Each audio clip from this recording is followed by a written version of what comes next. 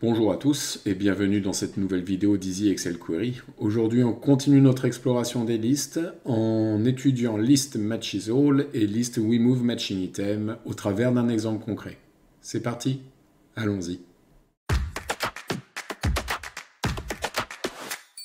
Nous voilà dans un tableau Excel que je crée pour l'occasion avec donc des données, un ID, une quantité, un prix de revient, un coût amorti, des intérêts courus non échus.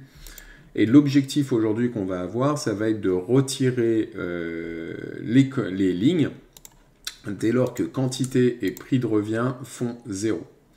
Donc celle-là, on va devoir la retirer parce que quantité, prix de revient fait 0.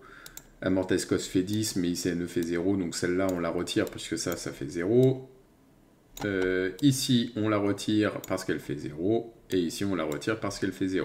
Ça doit être dynamique, si bien que si je rajoute une colonne, il devra la prendre en compte, tout en évitant toujours de prendre amortized cost et ICNE. Alors, ça va être plus clair lorsqu'on va aller dans Power Query.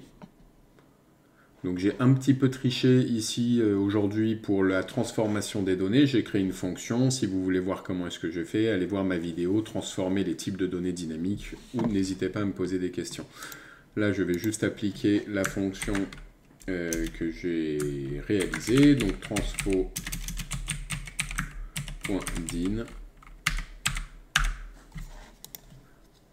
Alors, je me suis trompé dans l'orthographe. Transfo, c'est pas un point, c'est un tiret. Voilà, et donc du coup, ici on a bien donc nos champs qui sont au format numérique et celui-là au format texte. Donc première chose que je vais demander à Power Query, c'est de me repérer les colonnes qui sont en format chiffre, donc nombre. J'ajoute une colonne personnalisée, je vais l'appeler Step 1 et je vais dire OK Power Query, tu as une table qui est la table personnalisée 1. Dans cette table-là, est-ce que tu peux me dire quelles sont les colonnes qui sont en format chiffre? Donc comment est-ce que je fais ça? Je vais faire table.colonne of type. C'est la fonction qui me dit, bah voilà, dis-moi les types de données, enfin qui sont avec le type que je vais te donner. Quelle est ma table? Ma table est personnalisée 1. Alors, personnalisée 1. Et les listes de type que je veux, donc c'est une liste, il faut du coup que j'ouvre mes accolades. Et là, je vais vouloir tout ce qui est type mutable number. Je ferme mon accolade, je ferme ma parenthèse. Et ça me paraît pas mal. Ok, donc là, il me donne une liste. Voyons voir. J'espère donc ne pas avoir titre. Et hop. Hop. Donc là, on voit que j'ai quantité, prix de revient, amortized cost. Donc c'est bon. Je n'ai pas la partie titre. Il m'a donc bien fait ce que je voulais. Ok. On va continuer en essayant maintenant d'exclure amortized cost et ICNE en utilisant la première fonction à étudier aujourd'hui, à savoir list remove matching items. Donc je vais ici et je lui dis OK Power Query. Ici tu m'as donné une liste avec quantité, prix de revient, amortized cost, ICNE, mais j'aimerais que tu me retires amortized cost, ICNE lorsque ça match. Donc je vais lui dire list.remove matching items. Donc, je mets une virgule. Oh, ça va pas marcher là. List.remove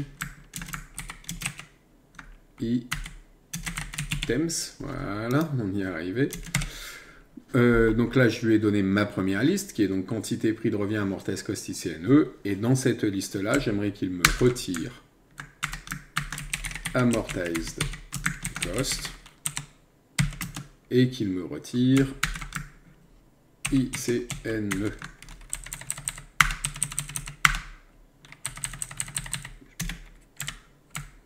Je ferme mon accolade, je ferme ma parenthèse et je mets OK. Je clique sur ma liste et là on voit que je n'ai plus que quantité et prix de revient. Donc il s'est comporté comme attendu. Donc ça c'est plutôt pas mal, je vais renommer ça en base, parce que c'est plus facile ensuite pour faire des formules. Et maintenant que j'ai ça, c'est bien, mais ça ne répond pas aux besoins. Ce que je veux désormais, c'est récupérer les champs de cette liste-là et me dire lesquels font 0 ou ne font pas 0. Pardon. Je fais donc à nouveau ajouter une colonne, et là je vais faire record.selectFields.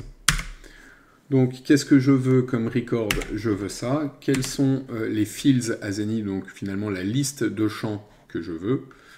C'est cela, ceux de ma step 1. Je ferme, je mets OK. Et là, qu'est-ce qu'il me met? Il me met bien quantité, prix de revient. Donc, il a filtré les autres grâce à cette liste-là. Ce n'est toujours pas ce qu'on veut. Maintenant, nous, ce qu'on veut, c'est tout ce qui est égal à 0. On veut pouvoir les repérer. Donc je retourne en appuyant sur la petite roue crantée. D'ailleurs ça je vais l'appeler step 2. Hop. Et ici je vais utiliser donc la deuxième fonction qu'on devait voir aujourd'hui, à savoir list.matchesAll. Il me dit est-ce que tu as une liste? Eh ben non, en fait ça ce n'est pas une liste, c'est un record. Donc avant il faut que je lui dise oui j'ai une liste, enfin j'ai des records, et ces records je le transforme en liste avec record to list. Et il me dit, quelle est ta condition? J'aimerais que dans cette liste-là, pour chaque item, égale à 0. C'est ça ma condition. List matching all va me remonter vrai ou faux. Donc sur chaque item, est-ce que c'est égal à 0 chaque item de ma liste, oui ou non? Et voilà, je fais OK. Et là, on voit qu'on a false, false, false, false, false. Donc ici, c'est bien le cas, hein, c'est-à-dire prix de revient et amortized cost, prix de revient et quantité sont différents de 0. Ici, en revanche, la ligne 6, normalement, elle doit être exclue. On voit qu'elle est exclue. Donc je vais uniquement maintenant, tout bêtement, faire un filtre. Je vais retirer tout ce qui est vrai. Je retire ces deux colonnes-là qui ne me servent plus à rien. Et je n'ai plus qu'à faire fermer et charger.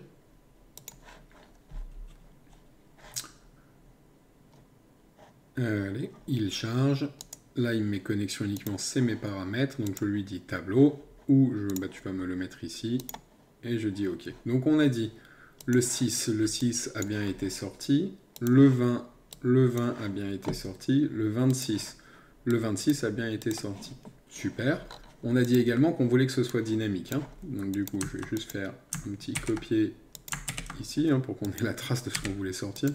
Et là, on va mettre réévaluation. Réévaluation. Je mets des chiffres au hasard. Donc là, on devait retirer celle-là. Sauf que maintenant que j'ai 10, je ne veux plus retirer. On va mettre entre parenthèses hold. Puisque maintenant, on veut que ce soit présent. On va conserver ça. Et on va dire aussi que celui-là... donc celui-là, il ne doit plus le retirer non plus, du coup. Et que celui-là, il doit toujours le retirer, le 26. Données, actualiser tout. Et on voit qu'il me manque une ligne. Et la ligne qui me manque, c'est bien le 26. Voilà, j'espère que cette vidéo vous a plu. Si c'est le cas, n'hésitez pas à liker, n'hésitez pas à commenter, n'hésitez pas à vous abonner et à partager. Et moi, je vous dis à bientôt pour une nouvelle vidéo.